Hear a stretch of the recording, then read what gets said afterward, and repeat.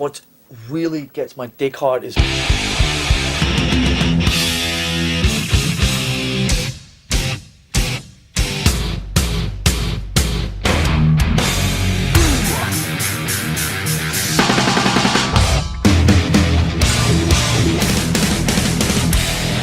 So fucking what? Welcome to Metal Up Your Podcast. I'm Ethan Luck. And I'm Clint Wells. And this is a very exciting episode number 41. We hope you enjoyed our part 1 and part 2 of James Hetfield. But this week, we have our first Metallica-connected guest, the fabulous Michael Alago. Yeah, we got hooked up with Michael through one of the listeners of the show, and he's got a new film out. If you guys don't know, real briefly before we get into the episode, Michael was a record executive at Elektra Records, and he actually signed Metallica to Elektra in 1984. So he plays a really big role in the history of this band that we all love. Oh, yeah. And it was nice meeting him and talking to him. We had a good time. Oh, yeah, we had a great time. And you'll hear that conversation very, very shortly here after we get through our normal housekeeping stuff and some emails and stuff. So let's just knock this out real quick. If you want to leave us a review on iTunes, that would be really nice of you. It would make you a hero. Oh, yeah. In my eyes. You can just go to iTunes or wherever you listen to podcasts. There should be a way to leave a review. Just leave a review. Just write, hey, I like the show. Yeah. If you don't like the show, maybe don't leave that review. maybe just keep listening and not liking. Yeah, maybe keep that to yourself. Well, because the point is, it's not just to flatter us, it's because those positive reviews sort of help get us more visible on iTunes and all that stuff. So if you want to do it, great. If not, no big deal. We have a Patreon account, which is a way for you to donate to the show, give to the show. We have all sorts of different incentives for that. The biggest one is that Ethan and I are making a covers EP of Metallica songs. Yeah, and it's almost done. It's almost done. Yeah, we've almost got the whole thing recorded, and we've already gotten one of the 6 songs mixed. Yep. And it's sounding pretty goddamn good, if I do say so. Yeah, it's being mixed by our friend Nathan Thomas here in Nashville, and it is sounding very choice. And the only way you can have access to that is through Patreon. So go check it out. There's all sorts of shit over there, but it's patreon.com/Metal Up Your Podcast. We have T-shirts. We get emails about this every week. I think maybe I just say it too fast, but if you want a T-shirt, all you got to do is PayPal us. Yeah. $20. That includes shipping, and I throw in some stickers too. Our PayPal address is the exact same as our email address. It's metalupyourpodcastshow@gmail.com. And we're kind of running low, so I'm kind of starting to already take pre-order types for the different sizes. We have small, medium, large, and extra large. So. Yeah, and we've gotten requests for bigger sizes than XL, and we will be ordering some of those in the future. Yep. And the one thing, and I wanted to mention before we get into emails, is several people have written in who I guess are Bob Schneider fans, an artist I play for.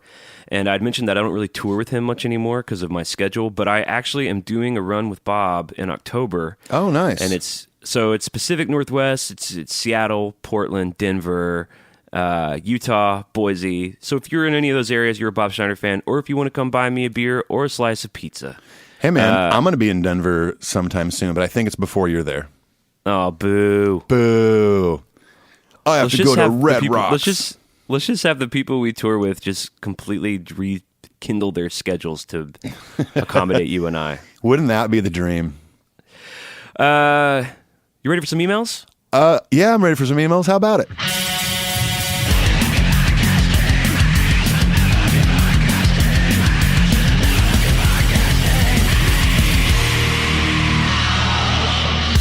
All right, we read 10 emails an episode. We get a bit more than that, but we whittle them down to 10. If you want to have your email read on the show, again, you can email us at metalupyourpodcastshow@gmail.com. Do you want it. to start us off? Yeah, I'll start us off.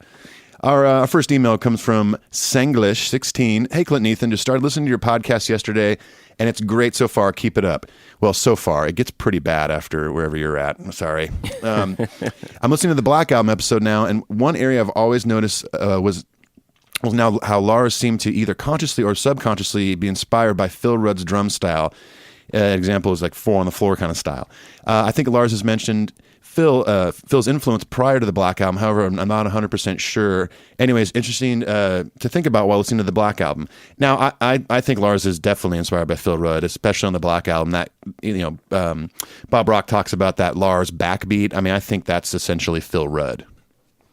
And I imagine that a big inspiration when they were moving away from the complex, intricate prog thrash stuff and more into groove rock, big, broad rock and roll. I imagine AC/DC was a big influence just in general. For sure, yeah, for sure. Just keeping it simple and powerful, which is simple and powerful would be probably the best distillation of the Black Album I could think of. Yeah, definitely, I agree. And none more black. That's right. Sanglish16 finishes the email by saying the other area that's odd about Lars is his drum sound can either be amazing or perplexing, alas, saying anger. But one thing that's cool about Lars, despite the criticism thrown his way as a drummer, his distinctive and at times inventive, and a lot of his work is extremely memorable and adds to James's vocals and riffs. I agree. And as you advise, can add a killer groove to their music. Keep up the great work, and thanks for the podcast. Well, thank you. You didn't leave your actual name. Just this must be from Reddit or the forums or something. But Sanglish16, thank you. Well, no, it was an email, but their email address was Singlish16. Yeah, you got to sign that thing so we can say your name. They actually might have. I might have edited it. Okay, let's just say Kevin. Thanks, Kevin. On Kevin, huh? Thanks, Kev. The Kevster. If you guys want to go listen to our Lars episode, we sort of gush on and on about that exact thing that our new friend Kevmeister just said. Yeah. About how Lars's limitations or perceived limitations or whatever really sort of end up making the big stew that we love as Metallica. Yes, so agreed. Thanks for the email. Mark Kilminster writes, "Hey, Torben and Dave. I'm writing you from sunny England to say I found your podcast through the Metallica forum last week, and it absolutely kills. Sounds I'm cool.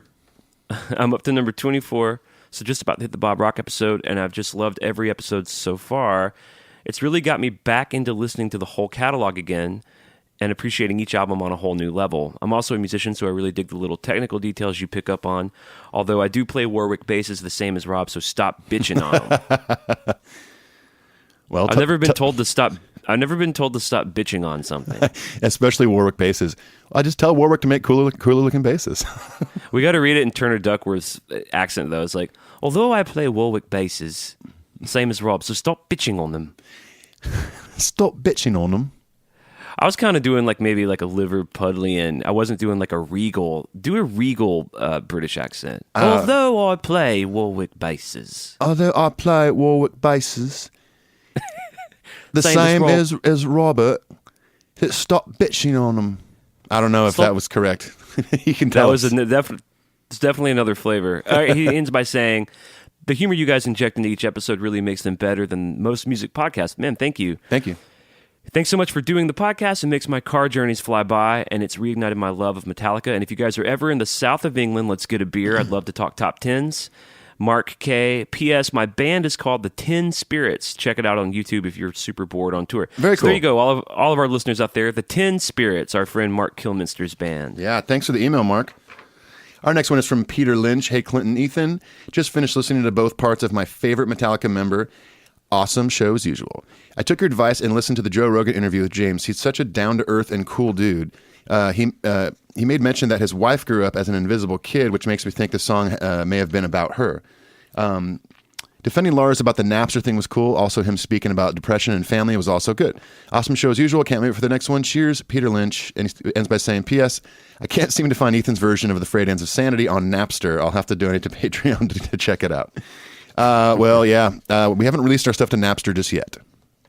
No, and we probably won't ever do that. Is Napster still online? Is that still a thing, or did it turn into a subscription service? Yeah, that's right. It's still a thing, but it's legit now. Okay. It's a legit way to pay for music, which, good on them for getting it together. Yeah. And it can't really be overstated.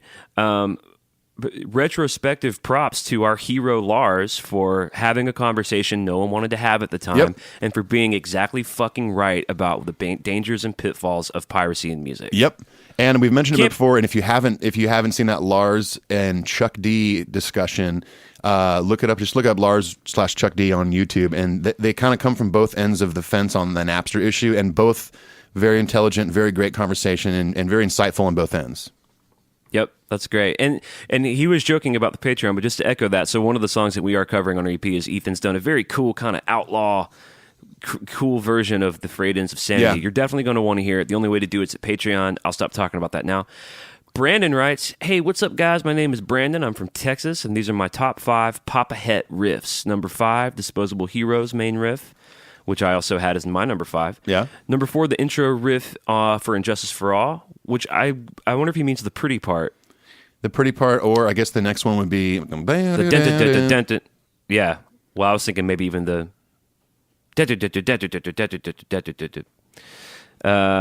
We'll never know. We'll never know. Never know. I think we'll never hear from him, Brandon, again. Number 3, the chugging intro for Four Horsemen. Number 2, the second intro and pre-verse in Atlas Rise, which I thought that was cool that Atlas very cool. made. Made his number 2. Number 1, hard to fuck with this one, the main riff of Creeping Death. Yeah, agreed. You know, another part in Four Horsemen that may make my list if it changes in the future is the I believe it's the bridge, or it's like the maybe post bridge that that's so good. Yep. Very good. Good list, Brandon. Thanks, Brandon. All right, next email is from Tyler Ashton. Excuse me. Hey, Ethan and Clint, love the James Part 2 episode. Anything to do with James is always a good listen. One thing you guys said near the end of the episode was about that was just your life being about alcohol recovery. I played that song immediately after, and I was floored. Recently opened a new perspective for me on that tune, one of my favorites on Death Magnetic. I can't confirm that it's about alcohol recovery, but it seems like it is. But we'll do some research on that. Ends by saying, looking forward to the Saint Anger episode, and that album is a struggle for me, so I'm interested to hear your perspectives. As always, good work. Cheers, Tyler. I think one of the positive qualities of James's lyrics is that you can kind of inject, like if I were to find out, if James were to actually say, well, that song is about recovery and alcohol addiction, all right, cool. But you can still even project your own crap onto it. That's what I think. He's so good at that, Totally, man. There's a lot of songs that Metallica has that affect me in a different way, and it might not even mean anything close to what I'm feeling, Like when he goes, "Ooh, yeah." Exactly. Like to me, that's about, cross country skiing. Right. Well, of course. In Vail, Colorado. In Vail, Colorado, yeah. So that's what I get out of it. You might get out something different. Ooh, Vail. Vail. Oh, it's so early in the morning for jokes. It is. By the way, it's 10 o'clock in the morning, and Ethan and I are having to truncate this intro because I have a co-write to get to, and you're going to Vegas today? No. Where are you going? You going to California? I'm going to California first. Not on the best terms. My grandfather's in the hospital right now, so I'm going to go visit him. And then King's got a festival this weekend in Vegas, and so I'm going to go from Orange County to Vegas on Friday. Well, I'm sure all of our listeners would join me in hoping for the best for your family. And thank you. It'll be good for you to be there hanging regardless. Yeah, I'm excited. Yeah, I'm excited to see him, see my family and stuff, and just, spend some good time with him since we live so far away from each other. Yeah, that's great, man. All right, Nicole Williams, who is a patron of the show. Yeah, Hooray! Nicole. What up? Nicole writes, "Hey guys, just wanted to say thanks for the 2-parter on Mr. Hetfield. I mean, that man. Most people don't get how someone you don't know personally can be so important in your life, but I know you guys get it. Well, it's okay if you feel that way about me, Nicole, even though we haven't met. Yeah. That's okay. It's going to be fine." She says, "It makes me sad to know what James has been through in his life, especially growing up the way he did, but selfishly I know that we probably would never have had the Metallica we know and love if he didn't have those demons. I went back and rewatched the rock and roll induction speech, and that bear hug he gives Lars was everything. Also," she writes, "Jason." She's a big Newsted cat. She loves Jason Newsted, as do we. Yeah, as do we, of course. "Sorry to rain on your Lady Gaga." Oh, by the way, so Sadler Vaden, who plays guitar for Jason Isbell, he texted me last night. Apparently, Jason is a big Jason Isbell fan. Yeah, I was about to interject something about that same camp. But he went and saw them in Los Angeles, I guess 2 nights ago, and like hung with their kids, and like apparently he's just like the sweetest dude. Yeah, it was in Oakland. Oakland, yeah. My buddy Michael is Jason Isbell's tech, and he texted me the other morning, and he in like all caps was like, "Dude, Jason Newsted was at the Oakland show last night, and we had about a 10-minute conversation about the genius of Cliff Burton." I was like, "Oh, geez. Man." He's like, "Oh my gosh." He said he was the nice. I mean, we've all heard Jason is nothing but a great dude, but he said like they all went out to dinner together, like band and crew, had a great time chatting with him, and he's just a big Jason Isbell fan. And even prior to this, because my friend Michael works for them, Jason's first introduction to Newsted was at the Ryman here in Nashville.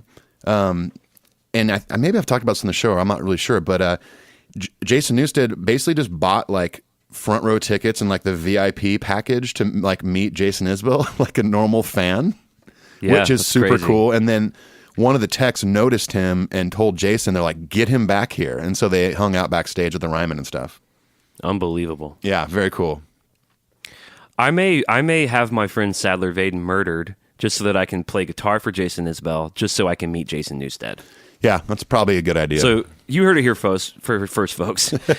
You heard it here Nicole- first, police. It was Clint You heard it here Wells. first. You heard it here first, the Hulkster. All right. Well, so, let me tell you something, brother. I know who did it.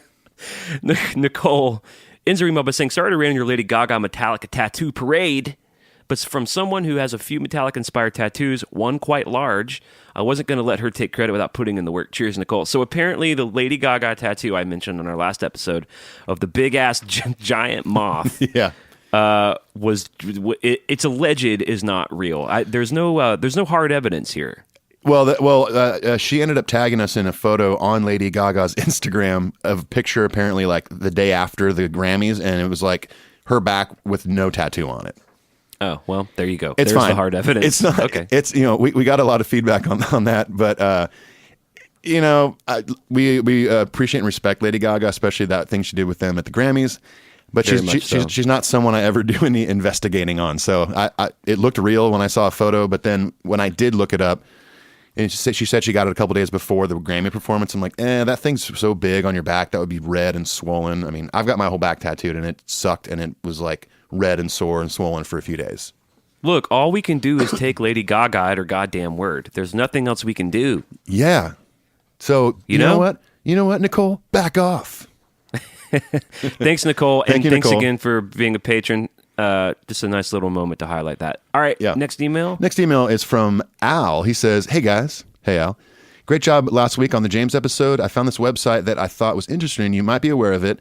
It may be of use if you guys move ahead with your gear episode, and it's guitarscollector.com. I've actually been to that site, and it is very cool.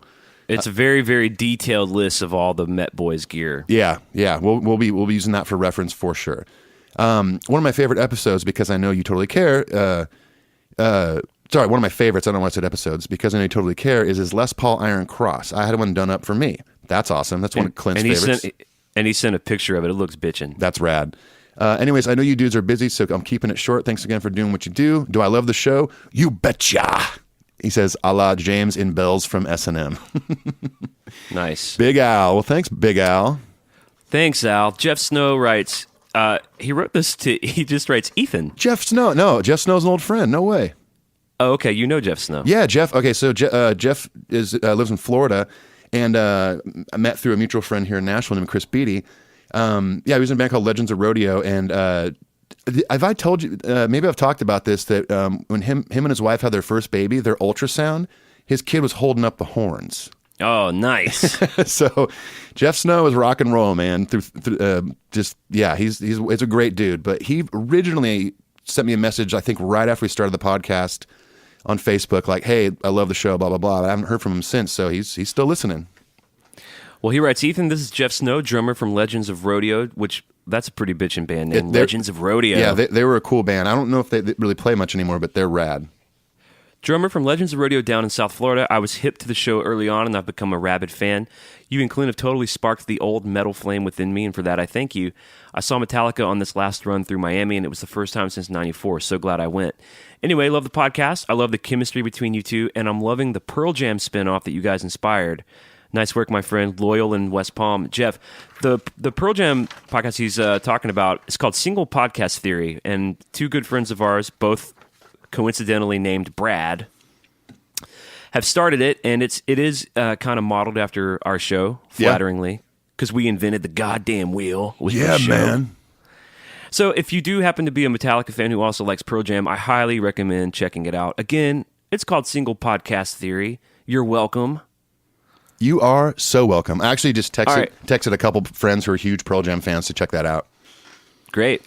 That's great, man. All right, our last and final email is from Paul Houston, or Houston, depending on where you live. Good day, gentlemen.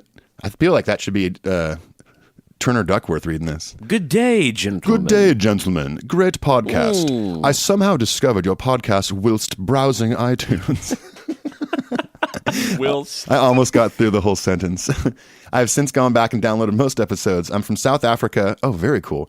And thought you may be interested to hear that your podcast has reached this far. That's so cool, man. Wow. You know, on the back end of the hosting we use called Simplecast, we can see the countries people are listening in, and it is pretty mind-blowing to look through that list and see, you know, places like South Africa, places so far away from where we do this. So we're very grateful. Yeah, I mean, we've got thousands and thousands of downloads from pretty much, we're pretty much represented on the whole globe, which is humbling and very cool, and it's nice to hear from our friends like this dude here, Paul Houston. Anyways, he goes on to say, well, I'm not the biggest Metallica fan. I just really enjoy your show. I identify with your nerdiness. I have bands that I geek on. Your sense of humor, banter, and down-to-earth approach. Like Clint, my favorite album is Ride the Lightning. I bought it not long after it was released after reading the article in Kerrang! Magazine in 1984. Very cool. Then bought Kill 'Em All, then Puppets. Then Puppets came out. All when vinyl was king. Since then, I have not bought or really listened to much anything after Cliff died.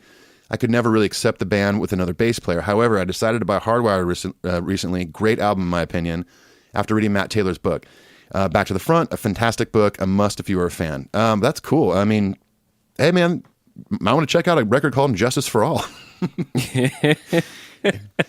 I think you might like that one, Paul. And if you weren't into anything, you know, you didn't want to get into anything after Cliff died, don't worry. There's no bass on that record, so it's fine. Yeah, it's a trio. That is so true, dude. Yeah. He ends by saying, so since listening to your podcast, I'm back tracking and checking out different parts of the band's career. Still haven't heard anything better than Ride yet. Thanks, and keep up the great show. Cheer. Wow, Paul, thanks for that email. It's a very awesome email from South Africa. And I'm glad you're going through and checking out some records. That's got to be a trip for any Metallica fan to get offline after Puppets, and then all these years later, like, I think I'm going to go check out some of those other ones. Well, it's really good news for Paul because those other records are you know, they're fucking awesome. Yeah. I think he's going to have a good time. And what a great compliment to the show that anything we're doing over here in this small corner of the world is helping people get excited about the band again. Yeah, man. It's definitely gotten me excited about the band again. I know it has for Ethan, too. It's gotten me to listen to Saint Anger, okay? Yeah, me too. Like, I'm driving in the car listening to it, and I'm kind of shaking my head like, I can't believe this is happening, but that's what the podcast has done for us, and we created a damn thing, you know?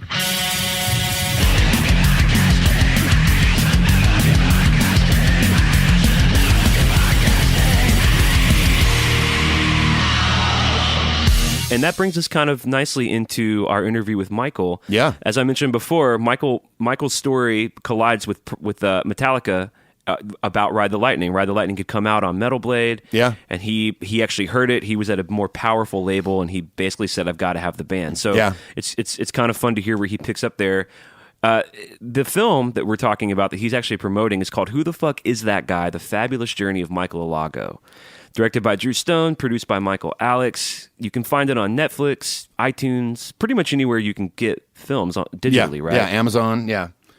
And it's a fantastic documentary. I watched it a couple nights before we talked to Michael on the phone, and you'll hear it in his voice as we chat with him in this interview. He's just so full of life, so full of joy, and that is so well conveyed in the documentary. You watch it and you just want to be his friend. You just want to give him a hug. And his story is incredible. And so we hope you watch the documentary, and we hope you enjoy this interview. Yeah, and without any further ado, we bring you our new friend, Michael Alago. The electricity in the air at Roseland was so high, was sold out. None of these bands are on the radio or anything. Like I said earlier, cassettes are being traded. Homemade flyers are being passed out. Come see my band. The kids in the audience knew they were going to experience something that was going to rip their fucking head off. And it did. And that was for me, the beginning of my total love for Metallica. We are here at the Metal Up Your Podcast HQ in Nashville, Tennessee with our brand new friend, Michael Alago. How you doing, Michael? Oh, pretty good today, thank you. Well, to start things off, man, huge congratulations on this documentary that came out. Oh, I appreciate that. Thank you. It's been very exciting, and the lovely part about it is, it's been on Amazon and iTunes since the end of July. Yeah. And beginning September 1st, just now, it's been on Netflix, and it's so amazing the global reach that something like Netflix has, because now I've been hearing from kids and people literally all over the world. Oh yeah. It's wild, Italy, Spain, London, Paris, Austria, like all these wonderful faraway places. And, it's so lovely that everybody gets something different out of the film. Right. Like some people will just say, well, you changed my life when you signed Metallica. Someone else will say, Michael, I'm also gay, but I live in Colombia, and my family would kick me out of the house if they knew that I was gay. And, you hear these things, and it's 2017, and you just think, oh, my God, there before the grace of God go I, that, we live in the United States, and we're free, I guess, somewhat. Ish. And, we're just free-ish to speak our mind. But, it's also, recently, because everybody just wound up watching the film like in a flurry, that the minute they saw it download, they just started watching it. Yeah. And I guess one day I got about 500 messages. Wow. And I just sat at the computer, I had some more caffeine, and I wrote back literally to every single person. Wow, man. And even if it was just thank you with a heart and a funny face, it's just recognizing that everybody exists, and thank you for watching this effort that director Drew Stone put in to telling my story. Well, Drew did a hell of a job, and I think all these contacts Yes, you're getting, and I think all these contacts you're getting, all these emails and stuff that you're replying to, whether it's Metallica or whether it's White Zombie, or there's something in that film that someone connects to that's just a little part of it. But like I was telling you before we started recording here, I immediately connected with you as a person. I was like, I love this guy's personality. Like I told you, I just want to go to New York. Thank you. I want to go to New York and hang out with Michael. And now we did that. It. Now we did that. Now we actually live in New York with Michael. So yeah, we're actually recording. We're recording from Michael's apartment right now. Right. And now you're kidding everybody on the air. But that's okay, because you will come to New York one of these good old days, and we will hang out. Absolutely, and go places. We'd love to, man. We'd love to. So, Michael, but these podcasts and stuff are awesome, because it's, as they say, the next best thing to be in there. Exactly. Yeah. Absolutely.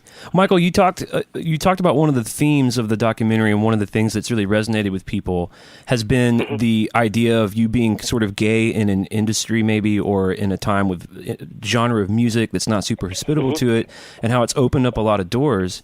And Ethan and I are both super sympathetic to that and very interested in that in our personal lives. And so I thought that was a really cool thread in the film. And I think one always has to tell the truth. That's the first thing. Right. When you tell the truth, people feel that and respond to it, hopefully in a positive way. Right. I have been, I think, openly gay my whole life. I have never seen a closet. I don't know what a closet is, except if it's for clothes. Right. And I just thought, thank God, or thank whoever, I have never felt a reason to hide. right. When I don't understand that, but of course, in different cultures and maybe different types of households, one cannot be that open.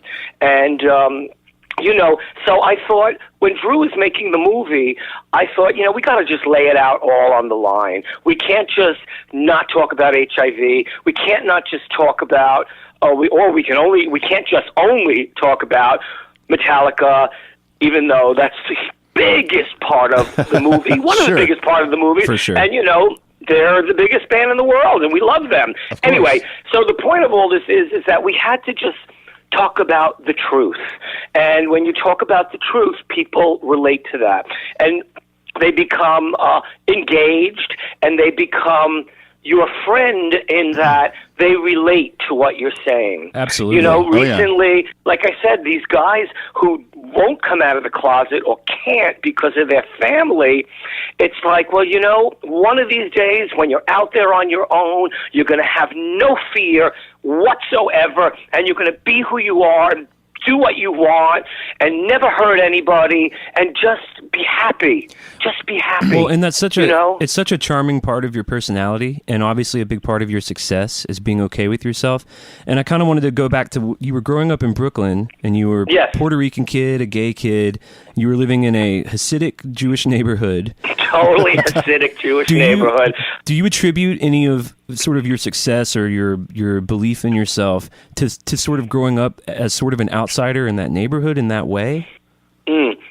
Well, funny enough, I think when one is young, I don't think in retrospect I thought of myself as any kind of outsider. Right. I was a young kid in a Hispanic household with my mom and my sister, and I don't know, we just happened to land in this Hasidic neighborhood. Right. And, you know, very funny part is, you know, there are rituals on the Sabbath for a lot of the Orthodox Jews.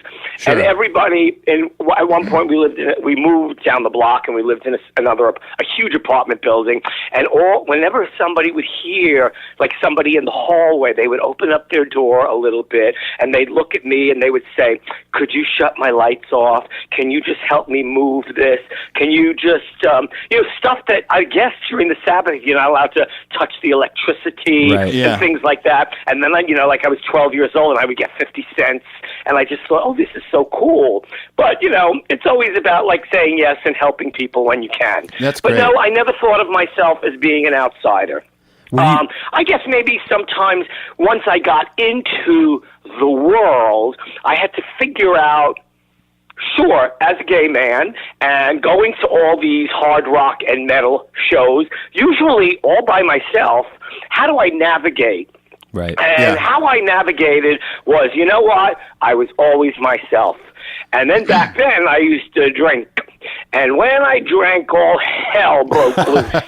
So, you know, no young man was safe from me. Sure. And, you know, I'd wander in those crowds. I would, like, grab guys by the shoulder and look at them and tell them how cute they were. And I think they were, like, A, mortified, B, they were in shock, C, they had no idea what the hell was going on here. And I always conducted myself that way. And, you know, I don't know, like, I never, ever got beat up. I never, ever, felt weird. I mean, they may have felt weird, but I always felt, honey, of course they did. But you know what? I always felt like, I always wanted to kind of break down barriers and stereotypes, even at a young age, when, like I say in the film, some of these kids who came to my office who were in these I cursed, I'm sorry. Oh, you can, you can curse. Effing metal bands. You know, like I said, they may have been around, like, a gay environment in their life. But, you know, coming to see me at Elektra or Geffen or Palm Pictures, where I worked last, Yeah.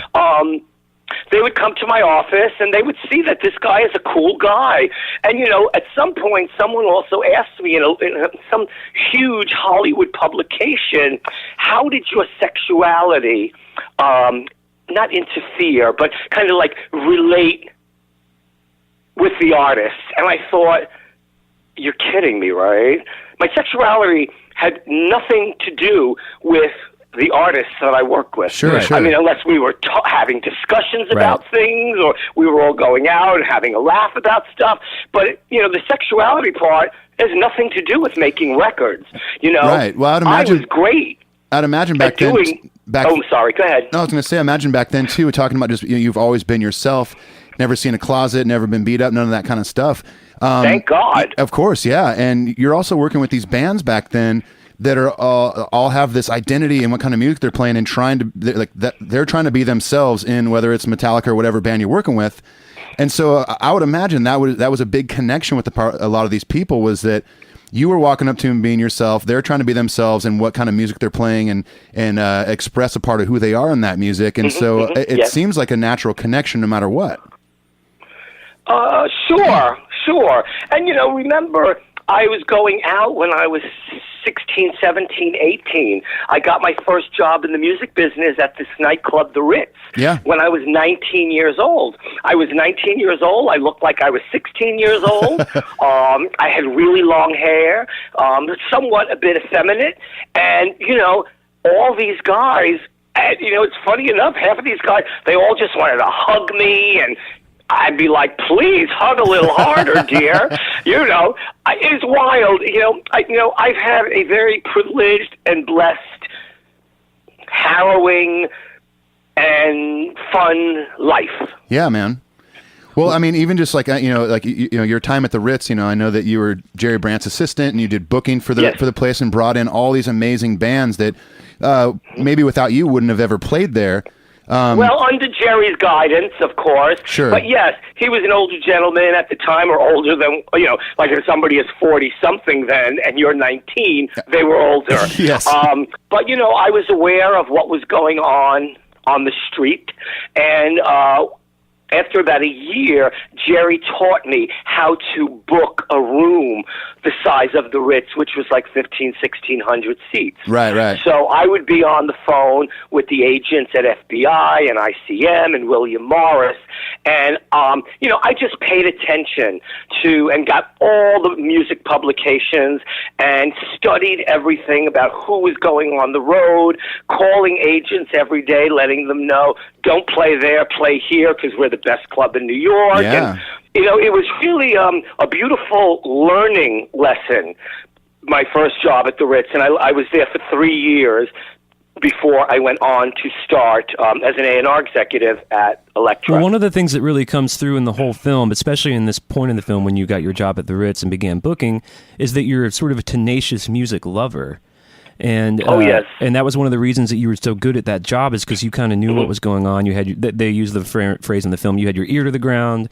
Do you have what are some of your more memorable shows that you booked from the Ritz? Oh gosh, let's see. I remember there was a riot for the Misfits and the Undead. That was kind of fun. Memorable, of course, is the Public Image Limited. That's right, yeah. Debacle. And the funny part, if the word is actually funny, is that's the first time I met John Lydon. Yeah. And fast forward to 2017, we have been friends over 36 years. That's amazing. We have never had a bad word. We didn't have a bad word after the debacle at the Ritz in 81. I signed him to Elektra in 85. Wow. I had to drop him in 86. And it was all just, I don't know, we all just saw it as this is what happens sometimes in life. And, recently he's in my documentary. He has a documentary coming out called The Public Image is Rotten. Oh, and wow. I'm in his That's great. documentary. Oh, yeah, it's very cool. And I'm in it as well. That's great. So it's been this wonderful friendship with people who say to me, really, he's not this way and he's not that way. He's the most loving. He's the smartest. One of the smartest people that I know. He comes across. He's featured heavily in your film, and it's such a joy. It's such a treat to watch as a fan of all of his music. But he's very, very articulate, and he has a lot of really nice things to say about you, which I thought was really sweet. Which isn't surprising. Well, thank you. But, historically, he's been known to walk off interviews. And if you start asking him, in present day, if you start asking him stupid questions, or if all you want to talk about is the Sex Pistols, it's like, really? Don't you think we've advanced a little Exactly. 30-odd years ago?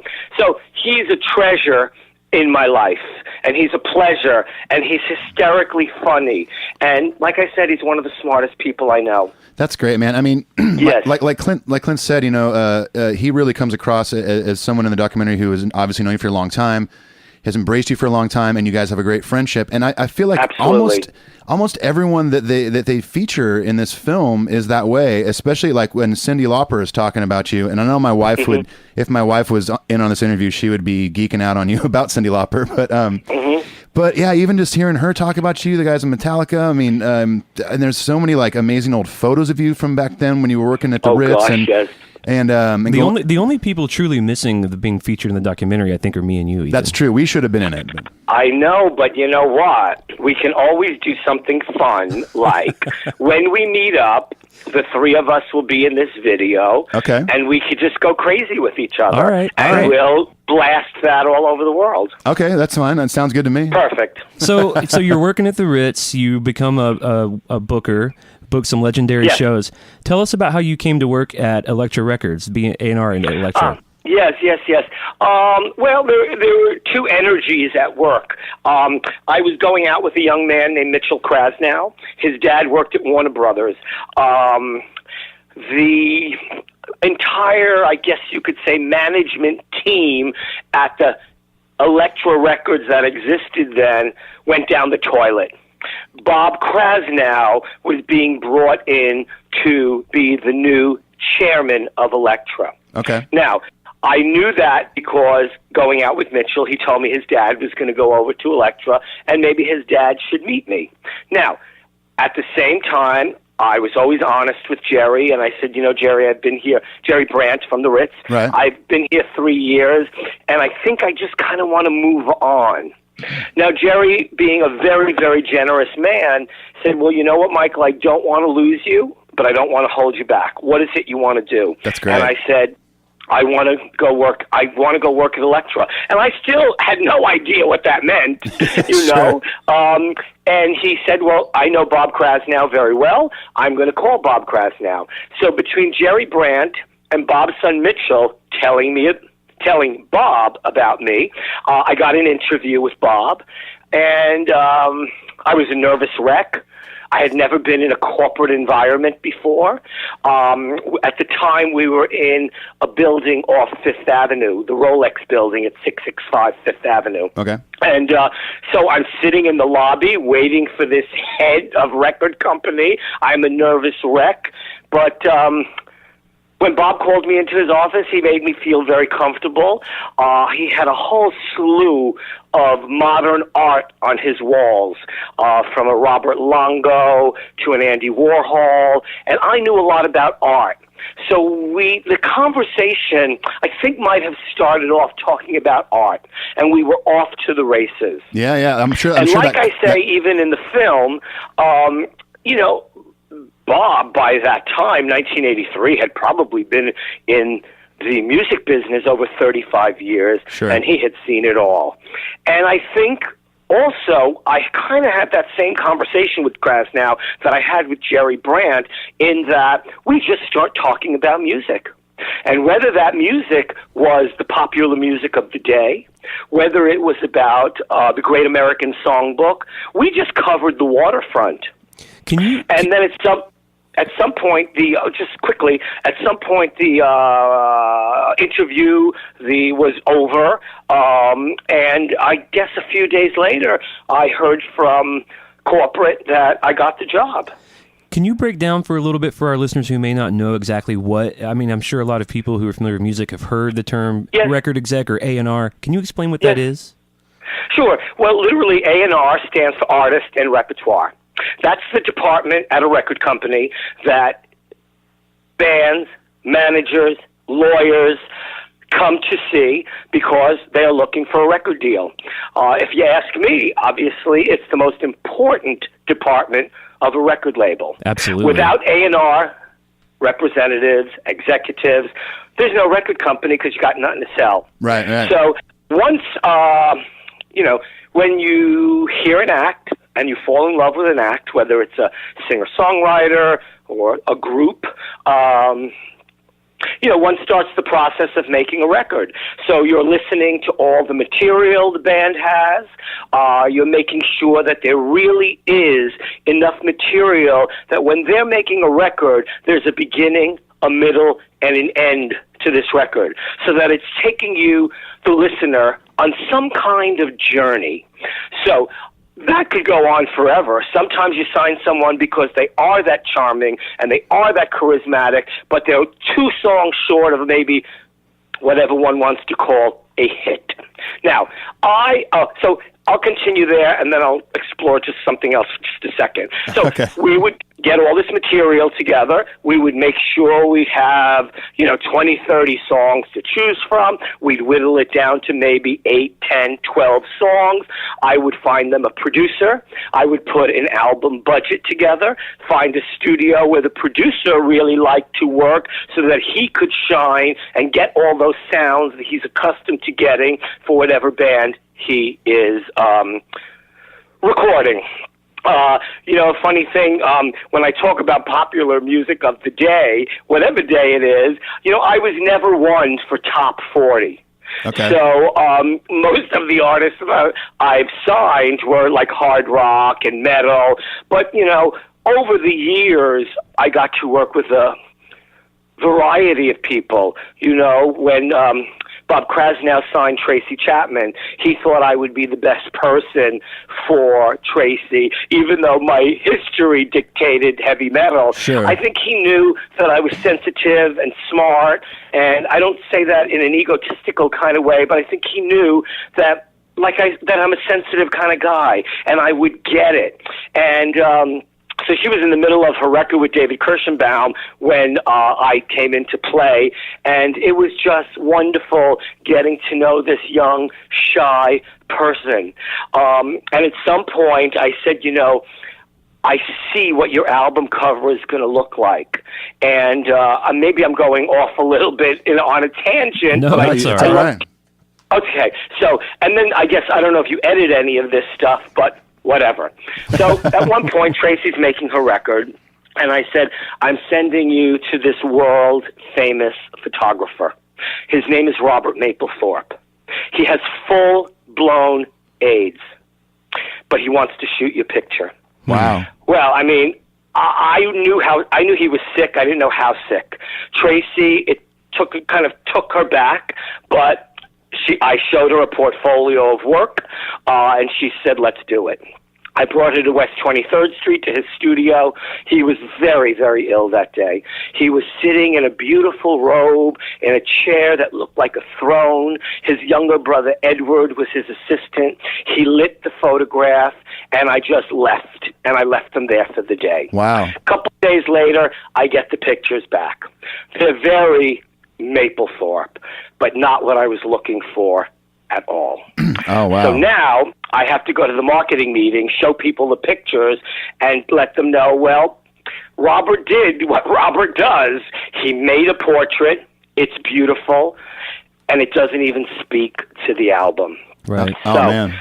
Oh, please. We had like a vice president. He wanted to throw me off the project. And, they wanted to give Robert a kill fee, which was like 50% of his money. I went into Krasnow's office. I said, Bob, this is an artist, a world-renowned artist. He's dying. We're not giving him a kill fee. So Bob went to out of business affairs. He was like, just pay the bill. We paid the bill. Yeah. So then he looked at me and goes, okay, so what are you going to do now? So I was looking at Time magazine, and I saw an illustration by an artist named Matt Mahurin that his photographs had a painterly quality to them. So I said, okay, we're going to do this. And everybody was like, ay, what is he up to Here now? we go again. Here we go again. So I wound up having Matt Mahurin shoot Tracy, and it's that beautiful sepia-toned profile on the first album. Yeah, it's a beautiful and it's photo. Iconic. And, in the end, we got there in a very roundabout way. Well, but yeah, I love that. I love the story because, and actually, that's the story that you can't even really see in the film because I think maybe you gloss over your work with Tracy, but that's a great story, and to me, it really underscores how important an A&R exec is, and it's probably the closest thing to an artist next to the artist themselves, more than a manager, more than the head of a label. An A&R guy is someone who helps develop your voice. You are the person who day in and day out has that connection with the artist. Right. And sometimes a year goes by and we're still working on the record, or we've just finished the record and now we have to present it to marketing, publicity, promotion, radio. And, you hope that everyone is as exhilarated as you have been because you just spent the last 8 months making a gorgeous recording. Do you think and, that... you know, for her, as we all know, it worked out beautifully because of that massive hit. Do you Fast think Car. do you think that they had trust for you because the first thing you brought to them was Metallica? Well, you know, that helped that, you know, here's that crazy young A&R person. He brings us another crazy band, and immediately, because of the underground buzz on Metallica was selling records. You know, at some point at a marketing meeting, I think someone might have mentioned, well, you know, this is not getting on the radio. Should we edit a song? Oh, boy. Oh, boy. I'm sure the dudes love to hear that. Yeah, right, exactly. It's like, no, you don't understand. Nobody's editing a song. Right. The beauty of this band is everyone must go see them live. Absolutely. When you see them, you will get it. And you know what it took? What it took was there was no editing. I believe we solicited radio with certain tracks from Ride the Lightning. And we gave them enough tour support for the next year to go on the road. Wow. So that people could see and feel the excitement of what the underground was talking about. And that first show you saw them at, was it L'Amour's? Well, you know, it's all so tricky. I can't even remember these days. There was a couple of, we saw them at L'Amour in Brooklyn. I think that was maybe when I had just started my job or when I was just leaving. It must have been around 82 or so. So I might have still been at the Ritz. Now, it's 83, and I do go see them quietly at the Stone in San Francisco. I say that because they were under contract to Megaforce Records, a small independent back then. I saw them. I lost my mind. I thought James was the greatest thing that I've ever seen in my entire life. We agree. I also thought he had good teeth. So people like go, this one's real nuts. He still does. And I thought when he smiled, all was well with the world. And there you have it, folks. The true secret behind the signing of Metallica, the greatest metal band of all time, all really comes down to the teeth of James Hetfield. That's right, yeah. There you go. And, you know, the band, because, you know, I would say this to the band, too, and Lars would be like, But, you know, where do we start here? I'm sorry. Okay. So, I see them at some point at L'Amour. I officially kind of go see them quietly at the Stone in San Francisco. I give Lars my card, which he doesn't remember, but it's okay. So I also get back from that show not knowing what do I say to these people in corporate. Because I'm certainly not corporate. But, you know, I'm a young A&R person with eclectic taste, and they were pretty eclectic. So I let it sit. I was working on some other things. At some point at the beginning of 84, Lars calls me on the phone. He said, we're part of this trio that's going out, Anthrax and Raven and us. We're in the middle slot. Will you come see us? I said, absolutely. I invite Bob Krasnow, our chairman. I invite Mike Bone, head of radio promotion, VP, and they came at some point. I was in the crowd, sweating with all those young men, and I thought it was the greatest thing I ever saw in my whole life. I'll bet it was. They ripped everybody's head off. And the excitement in the air was so high because even though people knew about Raven and Anthrax, everyone there was there to see and hear Metallica. So the power of the band was evident live, even in the very early days.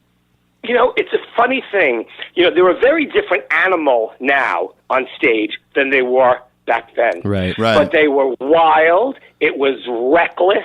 It was relentless. It was raw, really raw.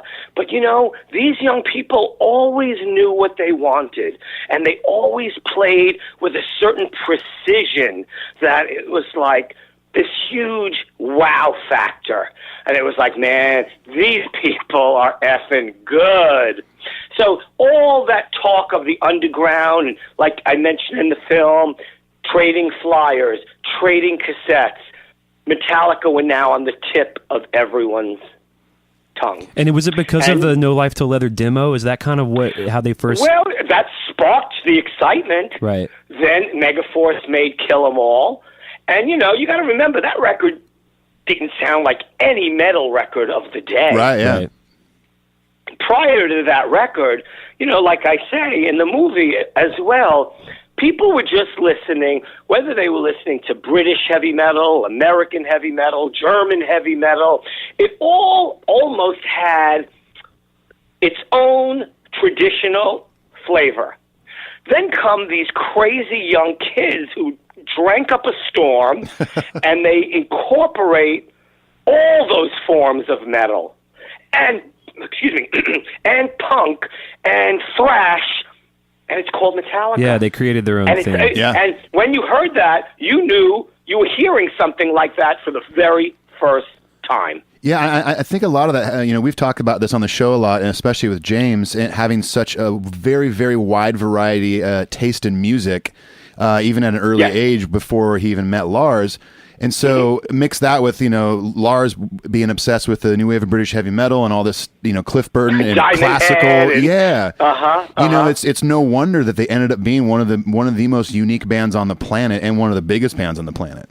Absolutely. One of the things I'm curious about, Michael, that I wonder if you could shed light on is, so Metallica's with Megaforce, they're with Johnny Z in New York.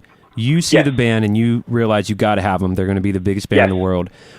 How difficult was it, or how involved with you in the sort of wrangling of Metallica away from Megaforce? Very delicately. Right. Well, there's a good backstory here as well.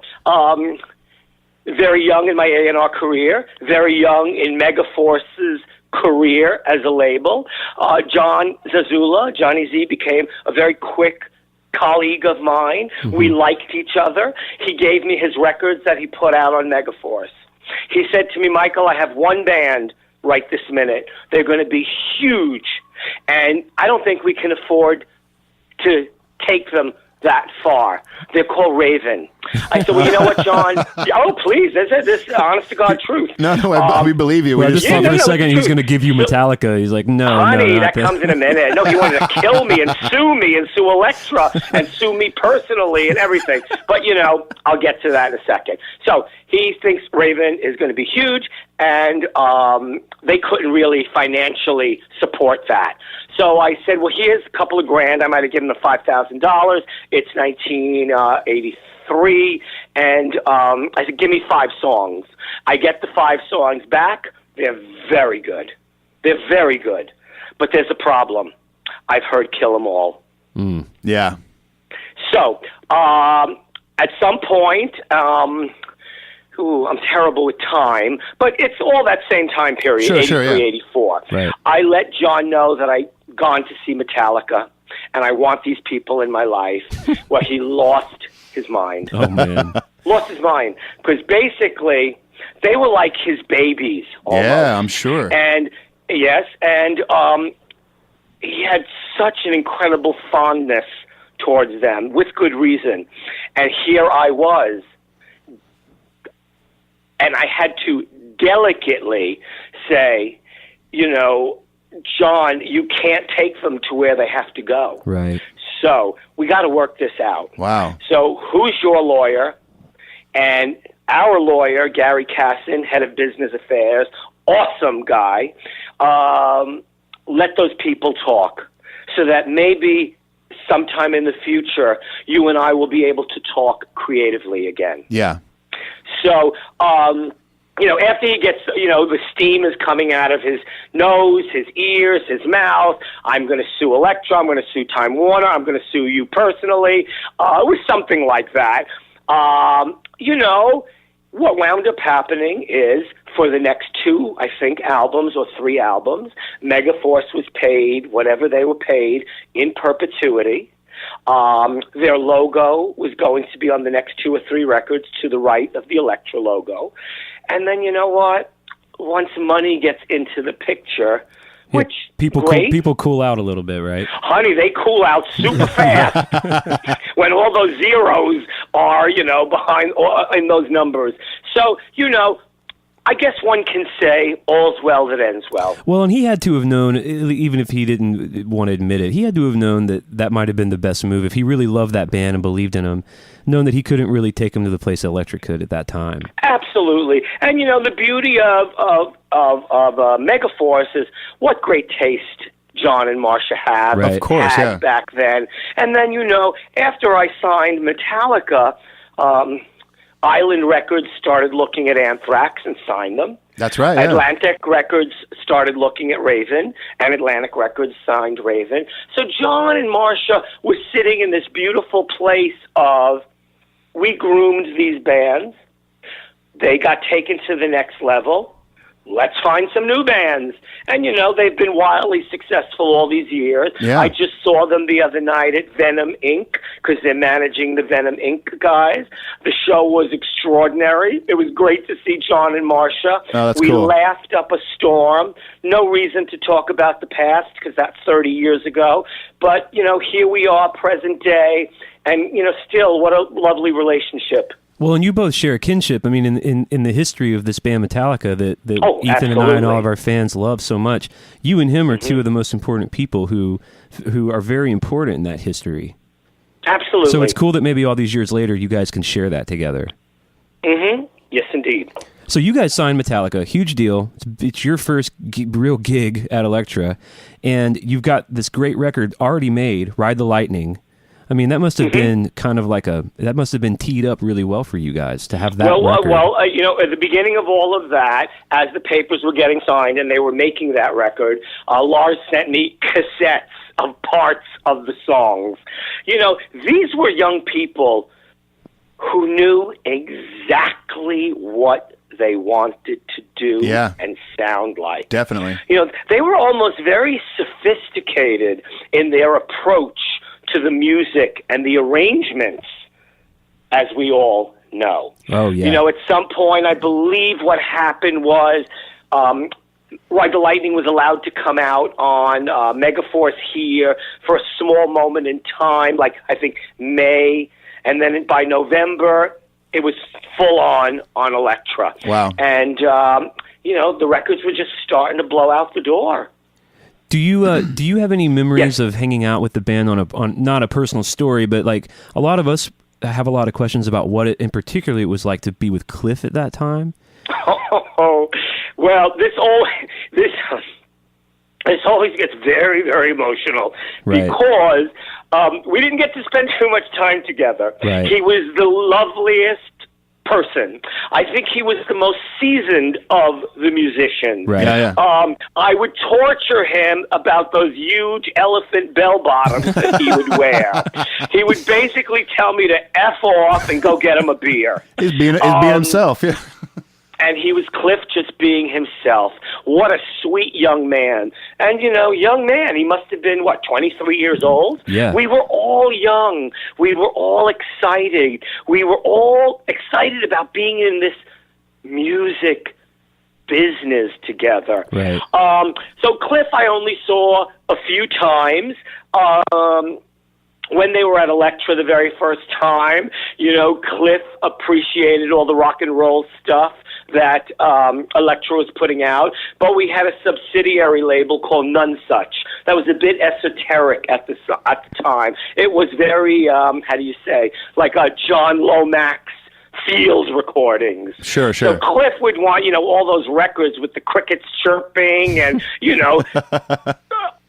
almost like avant-garde sounds. Right. So I hooked him up with like a box of 25 of None Such records, and he was, like a kid in a candy store. Like I said, we did not get to hang out much. I think mostly geographically they were always on the West Coast. I was on the East Coast. When they went out on the road, we were always backstage drinking and yucking it up together.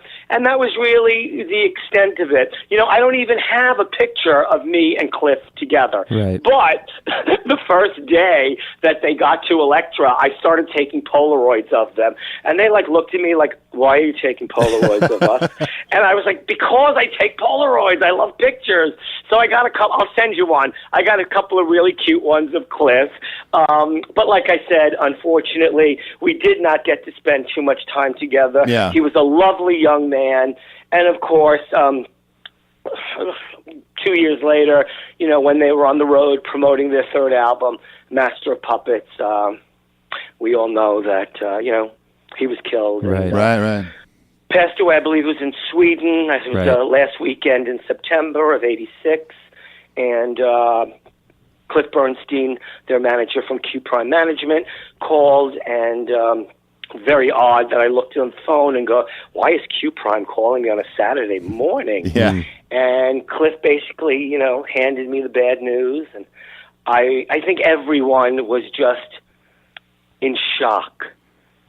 Like, in shock. Absolutely. It's like one of those things, you're out on the road living this huge dream that you all wished for.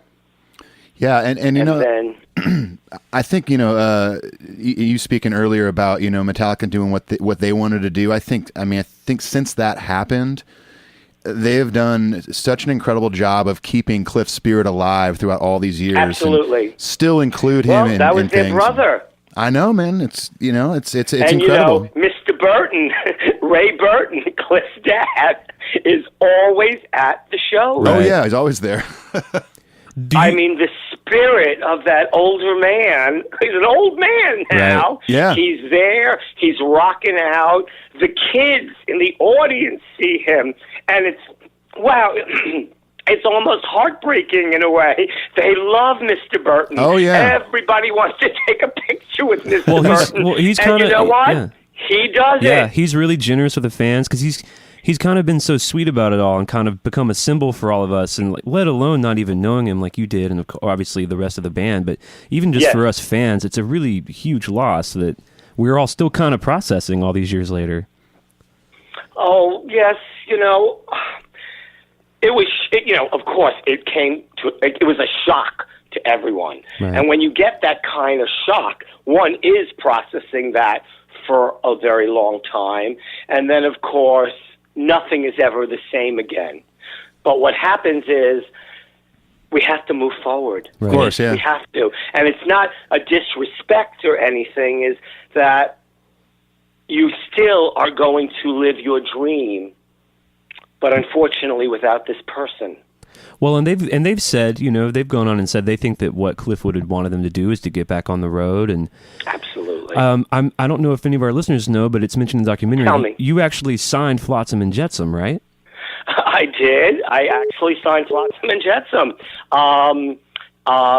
Right after Metallica, I signed Metal Church out of Seattle, and then I signed Flotsam, who were living in Arizona. I knew about Jason Newsted. I knew he was also this young, wild, crazy kid. And so I went to see them at a place I think called the Mason Jar. And I thought, wow, I like these people. They're real cool. They're adventurous in their songwriting. And I also want them to be part of my life. So I did sign them. As we all know, at some point or that point in time, I had just made a record with them called No Place for Disgrace. And when this accident happened and Cliff was killed, it's September of '86. And at some point, I get a phone call, and Brian Slagle from Metal Blade gets a phone call. And it might even be weeks and weeks later, maybe even, excuse me, before the year's end, that Lars called us both and said, we've decided we're going to move forward and we need a bass player. Wow. So Brian did suggest Jason. I suggested Jason, and I also suggested Phil Cavano, who was then in Blitzbeer, now in Monster Magnet. Oh, wow. Those were the only two people that I suggested to them. Jason got the job.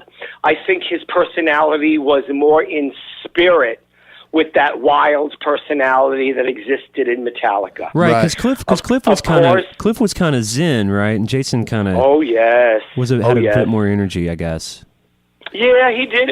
He was also a kid. He had a very uplifting energy, but also when he got the job, And as he started to integrate into the band, they tortured him. Right. Sure, yeah. So, so that's actually you a big... have to also remember, everybody's young. Right. Nobody has ever experienced perhaps a death like that, except maybe someone in their family, of course. But still, you're young, you're experiencing a shocking death, and it's a death of your fourth member. Yeah, your so brother. Here comes this new brother, if you will, comes this young kid who basically they were like, you're not Cliff, so we're going to torture you.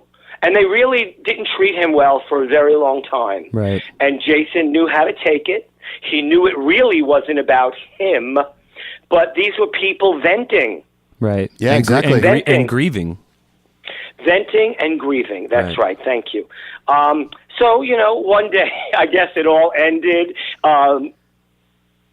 Partially the grieving, definitely the harassing of him. And, did he wind up being in the band how many years? 15, 16 years? Yeah. We're really 14, you think? I believe it's 14 years. Okay, so let's say 14 years. Awfully long time to be with any band, and he did it also very beautifully. Yeah, agreed. Yeah, he really did. And he, like you mentioned, Jason understood what the whole package of Metallica was. It wasn't just about him. The whole dynamic. So, Smart guy. And he knew. And we're both big fans of Jason and the presence he brought to the live setting. He was almost like an MC on stage, a hype man. Well, he brought a lot of heart to the band. Oh yeah, absolutely. He's a fan favorite, and he was always the first one in, last one out. Oh yeah. So thank you, Michael, for suggesting. We'd like him. to personally thank you for helping get that guy in the band. Absolutely. Well, you're very welcome. So now we're in this era, and like I mentioned before we began recording, we're kind of camped out in Metallica world here. We're not going to stay here the whole time, but I do want to get through this. So you're still at Elektra. You haven't yet gone to Geffen yet when they deliver And Justice for All. Is that correct? Yeah. Remember, we then make the 598 EP. Yeah. Right. Of all the covers, and then And Justice for All. My career was that I was at Elektra, then I was at Geffen, then I was at Elektra, then I was at Geffen. I always forget being at the revived Uni Records. I don't know if it was because I was drunk the whole time or what, but I just don't remember. All I remember about Uni was that I signed Swans. Oh, okay. Wow, okay. And made a gorgeous record with them, with Bill Laswell. It was a very quiet record, which you don't expect from Swans, but I very specifically wanted to make this record with them. That's awesome. So I don't think that's what you asked me, but so yeah, I mean, there you go. That's about 20-odd years there, Elektra Geffen, and then somewhere in there, Uni popped up its head for a year or so. Well, I'm just curious what your perception of the record And Justice for All was when you got it, because it was such an important, monumental record, building on all these great things they'd already done, largely under your tutelage, I would submit. Yeah. Yes. I was just wondering what the feeling was at Elektra about Justice when they were making their first video with One. There were arguments they're getting commercial. It's like right before the Black Album explosion. What was the sort of climate like around that time? Well, I think the beauty of what they have always done is that they have known that they have always taken a step forward each and every record. 100% agree. Yeah, I agree with that. I think it was, if you ask me, and it's just me talking about this in my opinion, very calculated in a great way. They knew that they couldn't stay the same. Nothing was going to sound like Kill 'Em All again, nor did they want it to. So each and every record, they grew as artists. I believe when we first got And Justice for All of us were not happy with the overall sound. Right. Then I believe we called in Mike Klink because we loved how Guns N' Roses? Appetite for Destruction sounded. Right. I don't believe that he lasted long. Yeah, I think it was a few weeks. Right. And then, I'm sorry, I'm just drawing a blank. I can't remember who even finished it. Fleming Rasmussen. Fleming, yeah. Sorry. Yes. their go-to guy, Fleming Yeah. Rasmussen. Right. I mean, he was the guy who knew about. He always knew how to capture that feeling in the studio of just what they were all about. Right. Never homogenized, but he always knew how to capture like a clean, raucous, crazy feeling. Yeah. Now, I can't remember in the end why everyone complained about, I guess they couldn't hear the bass, Right. they couldn't hear whatever they couldn't hear. You know, I still think it's a marvelous record. Absolutely. Oh, And yeah. it has a very specific sound. Yeah. Oh, I mean, it's one of our all-time favorite records. I mean, It really is extraordinary. it's amazing. Yeah. I mean, we've done an episode on this podcast, kind of ranking our albums and stuff of Metallica albums, and I mean that it's always it's close to the top for us. Puppets is still my favorite, but it's a classic Metallica record. It's a masterpiece. It's a masterpiece. Yeah. You're right. It is extraordinary. So in 1990, was that when you first went to Geffen? Is that the big breaking point from Elektra for you? I did. Yep. And so did you remain close to the Metallica camp, or were you on and off to, you were working with White Zombie and you did a bunch of great work Right. over there. Did you remain close with those people, or what did your relationship look like after you left Elektra? Just, by default, leaving the company, I had to let each band member know. I had to let Q Prime know. I think people were disappointed. So I think they also knew, well, Alago wants to do other things. We think he wants more money. And, let him be. So we kind of didn't speak for a long period of time, a couple years, and then I don't know, I think maybe 3 years later, I was back at Elektra again. Yeah. And it's I never left any of my jobs on bad terms. Right. It was always about money. And, when I say it was always about money, that's what corporations respond to. Sure. I was a young person. I felt like I'd done a respectable amount of work at Elektra, and I wanted more. They weren't giving me more. David Geffen's company offered me more. I took it. Did you feel yeah. a sense of pride, even if you may not have been at Elektra, but when the Black Album became the sort of monster hit that it was, worldwide monster, took them to the world, did you feel a sense of pride that you were a big part of that? I think I was in every part leading up to that record. I certainly wasn't Right. there with them doing it. I think it was sent to me before it came out. I was blown away with what they did with Bob Rock. Yeah. Yeah. I mean, they made another masterpiece with that record. Wow. Yeah. Pardon? I said they made another masterpiece with that record, I think. Oh, total masterpiece. Absolutely. From the artwork, the simple, beautiful black artwork, Yeah. to that entire recording. It was something else. It was like, okay, we've heard from Metallica since 1982. This was like the pinnacle at that point in time. And it brought them to an even bigger, a more commercial audience. And it was just perfect for them at the time. That's what needed to happen. It happened. And it cemented the deal that they, in my mind, that they were always going to be huge. Yeah, totally. Now, these days, we hear people say, oh, man, I just like the first 3 albums, and then they made some bum records, and blah, blah, blah. Disagree. When you're Metallica, and you have a 35-year career, you can't make the same record. Yeah, I agree. And, Yeah. when you have that kind of career with the audience, you're damned if you do and you're damned if you don't. Right. So the beauty also of all of this is that they've always kept their integrity. They've always kept their audience. And, here we are right now talking to each other in 2017, and they're playing stadiums Right. still. Yeah. Do you still go to see any of their shows? We got to see a few of their shows this year. They're amazing. They're great. I go all of the Oh, time. nice. Well, maybe we'll see you at I a show when live they come back to the see States them next live. year. I want to go to a What? show. I want to go. We want to. We want to go to a show with you. We want to go to the Garden Well, next then year. we'll figure it out, and we will make it work. Of course. So, Absolutely. Michael, tell us about your work with White Zombie. This is one of my favorite parts of the documentary, too. Yeah, I That get says it to Geffen Records, and my friend Daniel Ray, who works with the Ramones, and he was in Masters of Reality, and he is a songwriter. He had, at that time period, he had been working with Raging Slab and Circus of Power, who were on RCA Records.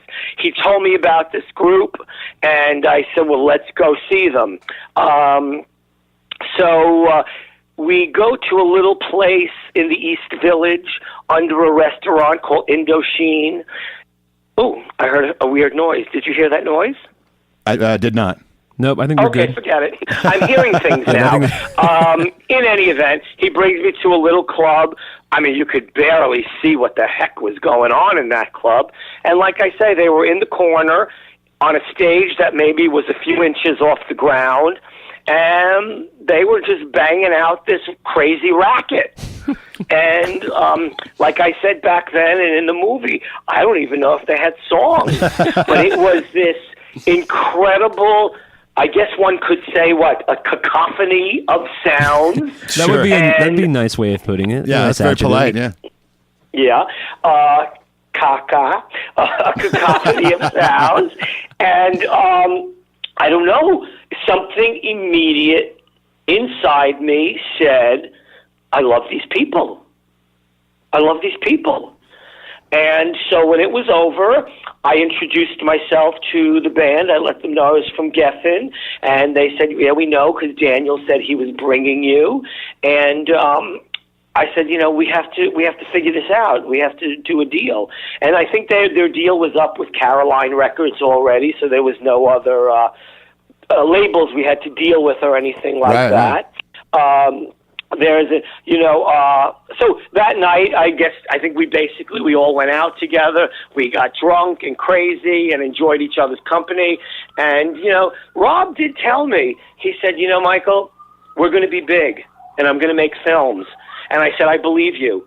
And I said, well, let's just do this little demo before we do an official signing. We did a 5-song demo with an artist named J.G. Thirlwell, but he goes under the name Fetus. Do you know Fetus at all? I remember. I think so. Yeah, I remember that. Okay. Anyway, so his records were called "You've Got Fetus on Your Breath," "Scraping Fetus Off the Wheels," "Fetus Uber Alles." Wow. So, That's my favorite. Is this wild. spiritual music? Is this religious music that we're talking It's, about? it's church music, Is it right? Christian music? Okay, no, cool. no, dear. No. It was insane. Fabulous. Anyway, so Jim produces this 5-song demo for me. He has one way of looking at how this record should sound. I have another way of looking at how this record should sound. Rob has a bit of an ego, and so they don't really get along. But, Jim is a wonderful spirit, so I thanked him for making the demo. I then officially signed White Zombie to Geffen, and at the time, we loved what some of the Slayer records sounded like. So we hired Andy Wallace to make the record with them. Very cool. And Andy did an extraordinary job on that first album, La Sexorcisto, Devil Music Volume 1. It's a great record. It's a great record. There's also a good backstory that goes with that. At some point in time, they delivered the album, and it comes out. Everyone has high hopes because I've talked this band up like no other band. So the record comes out. It sells about 180, 200,000 units, and it stalls. And everybody's going, wait a minute, this was not supposed to happen. Sure. So what happened was there's, MTV, which in the 90s was at its pinnacle. Right, massive. But they have a little show called Beavis and Butthead. Yep. And Beavis and Butthead decide that White Zombie are their new favorite band. And they also great. decide that they were going to play Thunder Kiss 65. And they played that song every night until forever. And that helped catapult sales to like 1 million Yeah, units. I'm sure, I feel yeah. like music lovers today who are maybe a bit younger maybe miss some of that sort of Yes. late 80s, early 90s, mid 90s MTV shit. They don't understand how influential that stuff was. Oh, I mean, we could say that they were innovative, Right, MTV. yeah. We never had anything like that. Yes, back in the day, 70s, 80s, we had things like Dick Clark's American Bandstand, Don Cornelius' Soul Train, Yeah. Don Kirshner's Rock Concert or In Concert. Very different. And then this video, music, television a video music show comes up in the, I guess, maybe 1980. And in the 90s, it was in full swing and very influential on breaking bands. Oh, yeah. So not only was, Beavis and Butthead going crazy over White Zombie, at some point, White Zombie got into like a daytime rotation. Yeah. And, like I said, that just catapulted the record into the millions. That's amazing. Let me ask you yeah. this: out of your amazing career doing A&R record exec stuff, what's your favorite record you've been a part of, if you have one? Oh gosh, there's so many. Let's see. Or maybe like Okay. top 3 if that's easier for you. Oh. Okay, top 50. All right. Okay, top 50. No, honey, I didn't even sign 50 artists. No, I guess one of my favorite records is Ride the Lightning. It could be my all-time favorite Metallica record. It's mine. I yeah. love all of the songs. I think, Cliff on that record just shines.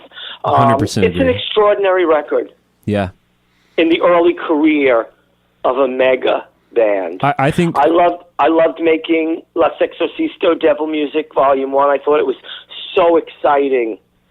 Their brand of metal, which was different than what other people Right, were absolutely also doing it at was. the time. At some point I signed a vocalist named Nina Simone. I was just about to bring that up, actually, because I'm a fan. Well, she was my all-time favorite artist. Yeah. She still is. She was somebody who made classic records for Philips and RCA and Bethlehem and Colpix from the 50s. Let's see, to the 70s. She was temperamental. She was not easy. At the time, nobody knew the troubles that she was going through. Sure.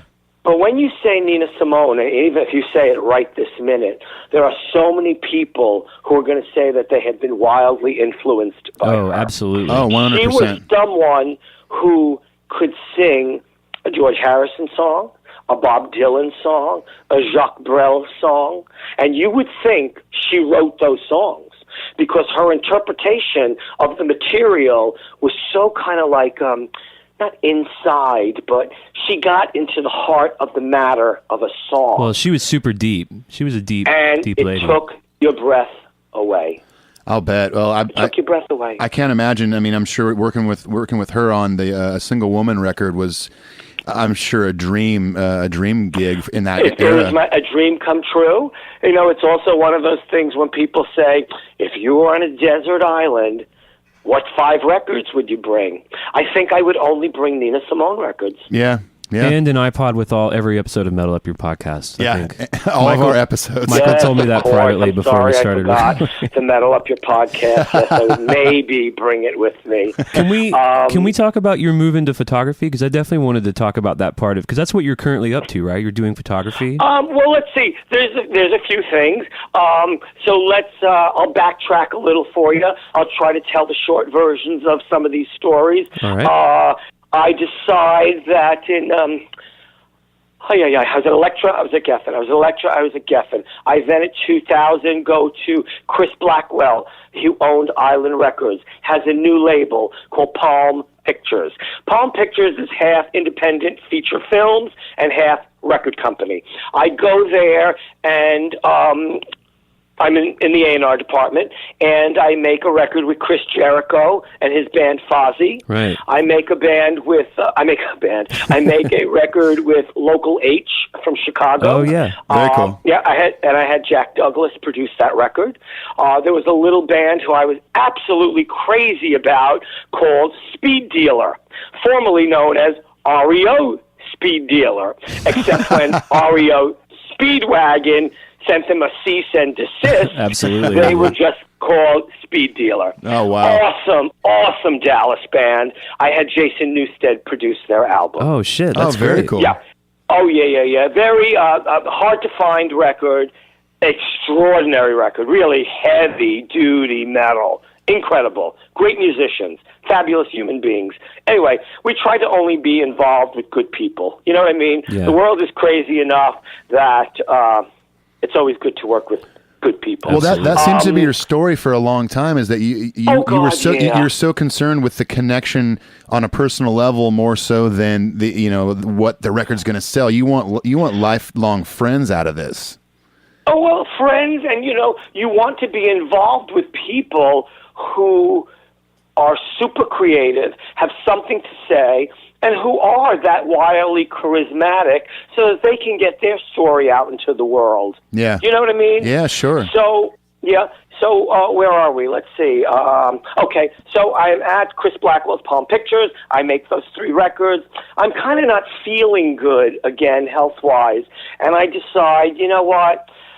I've done this for so long. Since around, I started in the business in 1980.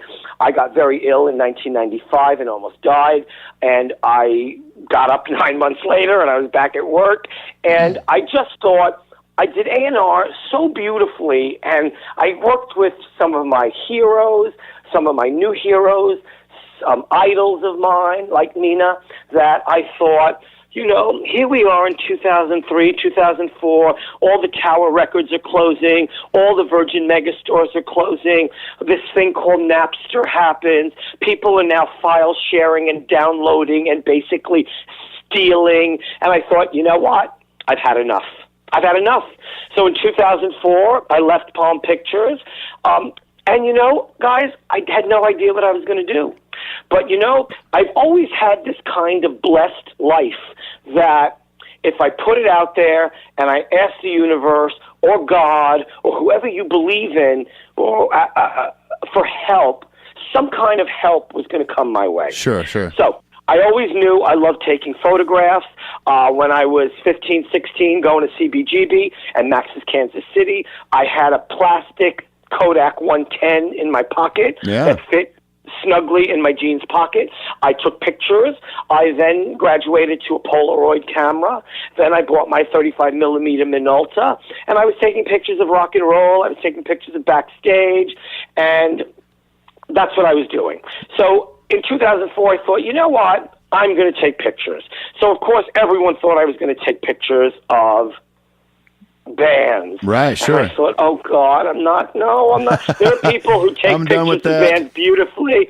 I'm not taking them. Yeah. So I just go after what I love the most. I love big men who are tattooed and scarred, and I thought, you know what? I'm taking pictures of men. There you go. So I decided I'm taking pictures of men.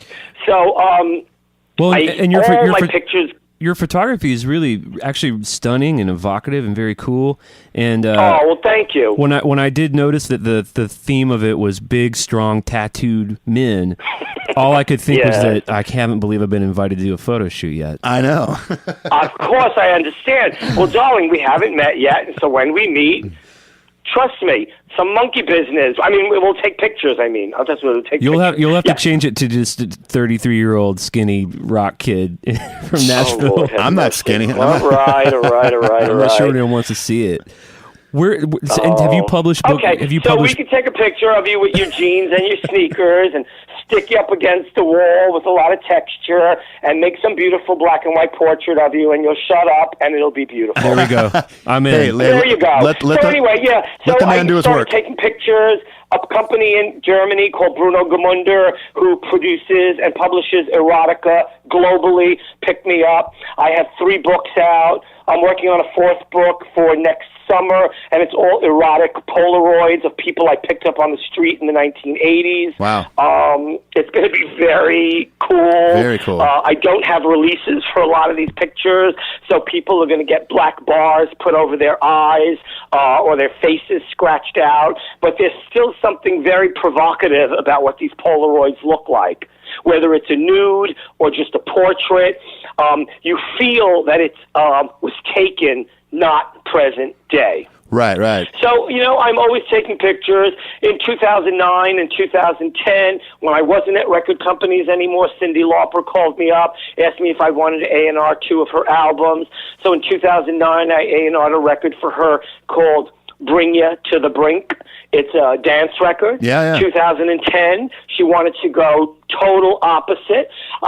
She said, Michael, have you ever made a blues record? I said, no, darling. She said, well, neither have I. I said, good. So we're on an even playing field. What do you want to do? She says, I really want to make this blues record.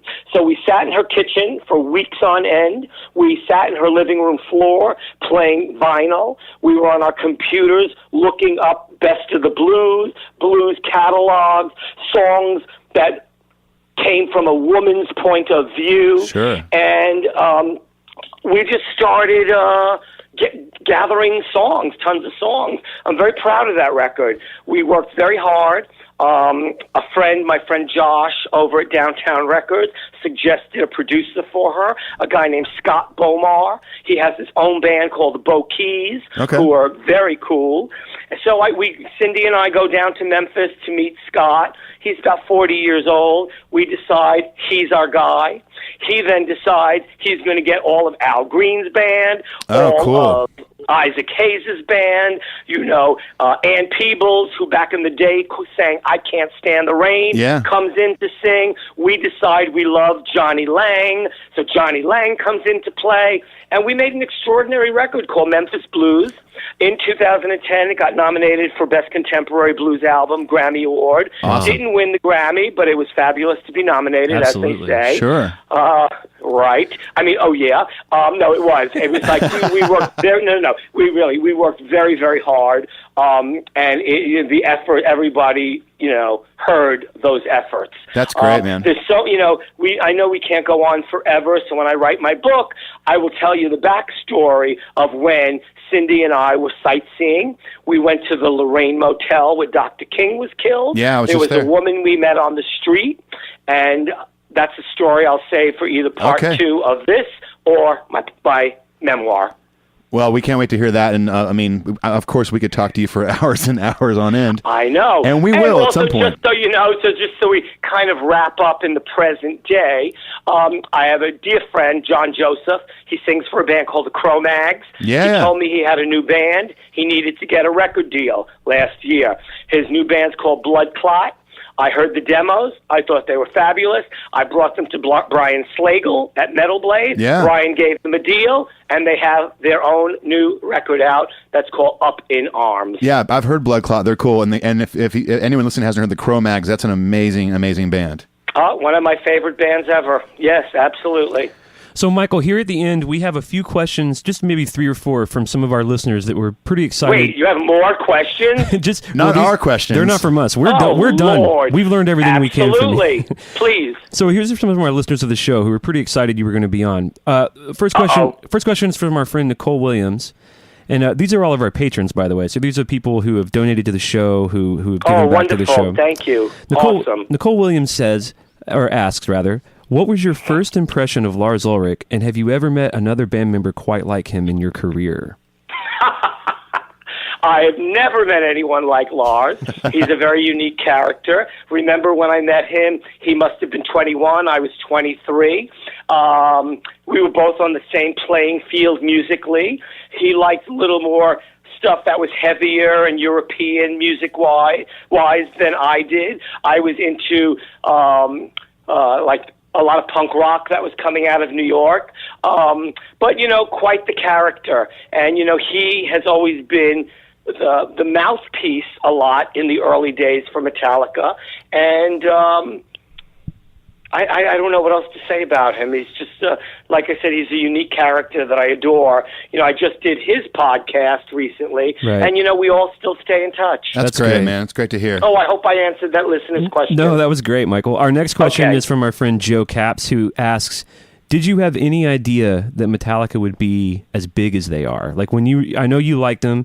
They came across your desk. You went and saw them. You knew it was exciting, electric, kinetic, massive juggernaut band that they are today. Well, it's a funny thing. And, in hindsight, anyone could say yes. But when I saw them, and back then, knowing there had not been anyone quite like them, I started to see them grow very quickly from Kill 'Em All, Ride the Lightning, to Master of Puppets. And, honest to God, I really did know they were going to take over the world. Amazing. Yeah, that's incredible.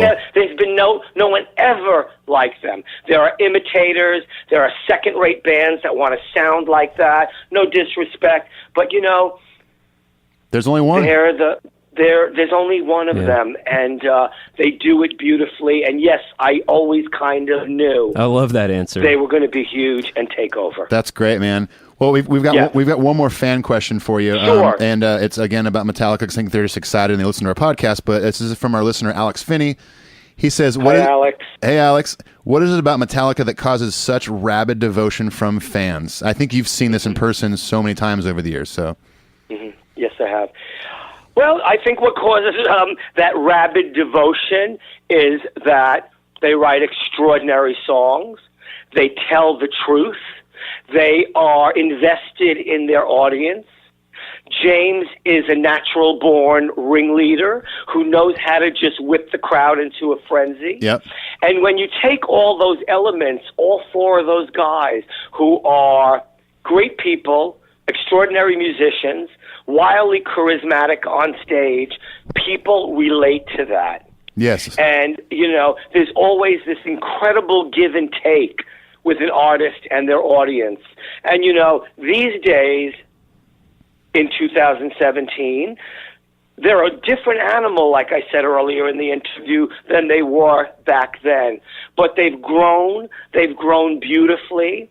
And, for me, I look at James and I am so proud of him because he is one grateful artist. Yeah, he loves being there. He loves the audience. He is so passionate and so giving. And that audience feels that. Oh, yeah. And that's why 35 years later, they all keep coming back. That's right. Because it's extraordinary.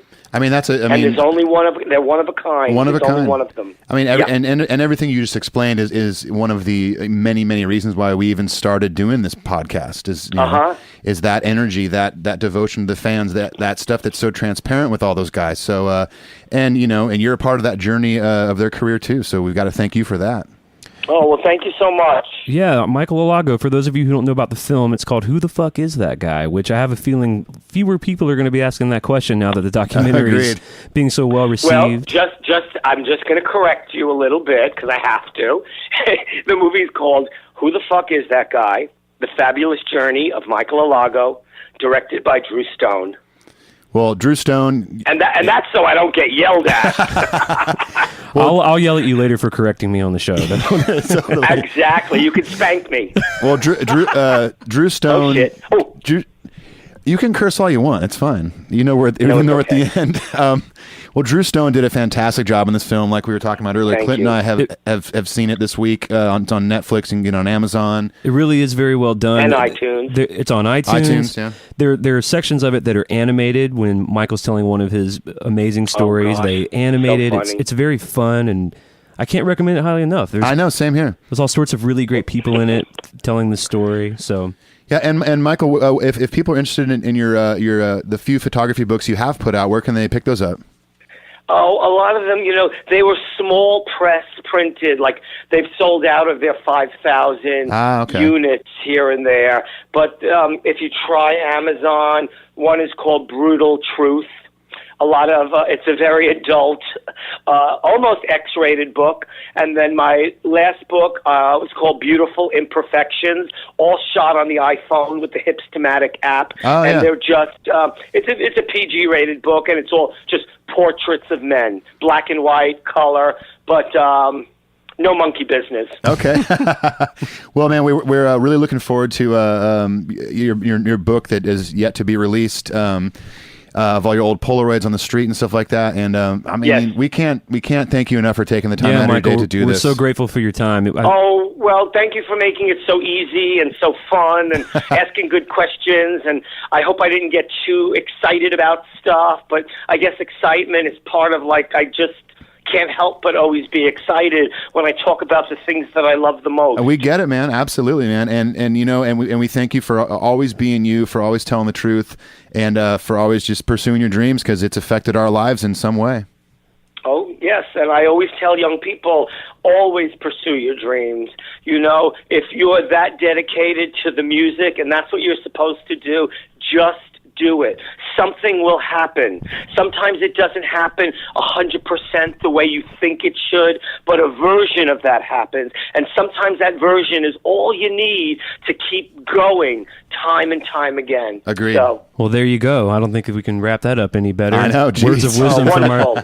words of wisdom from our new friend Michael Alago. Michael, thank you so much.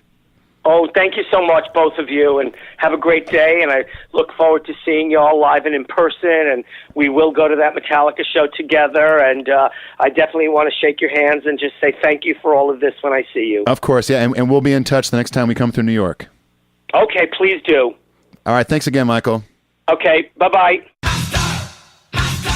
Well, there you have it, guys. That was Michael Alago, the fabulous Michael Alago. What a cool dude. He's so cool.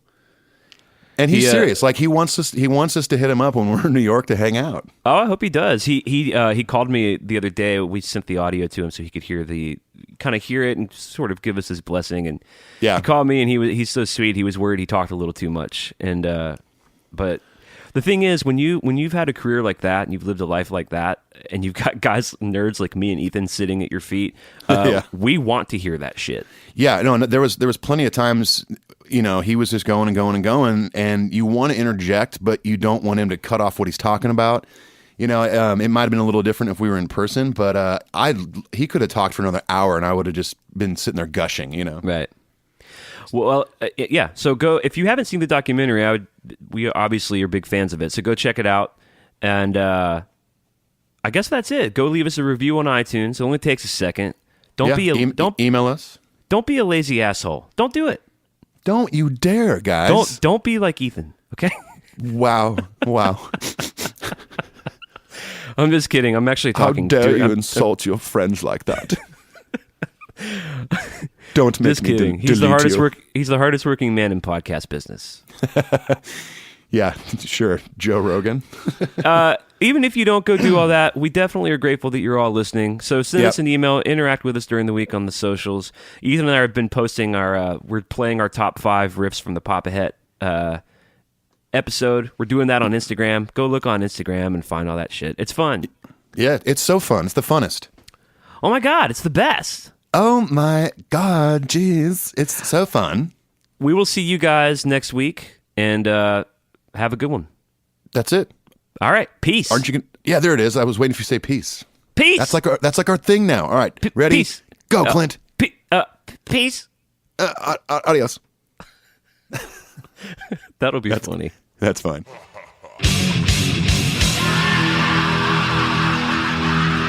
If you were our advisor, what would you say? Then I would say, delete that.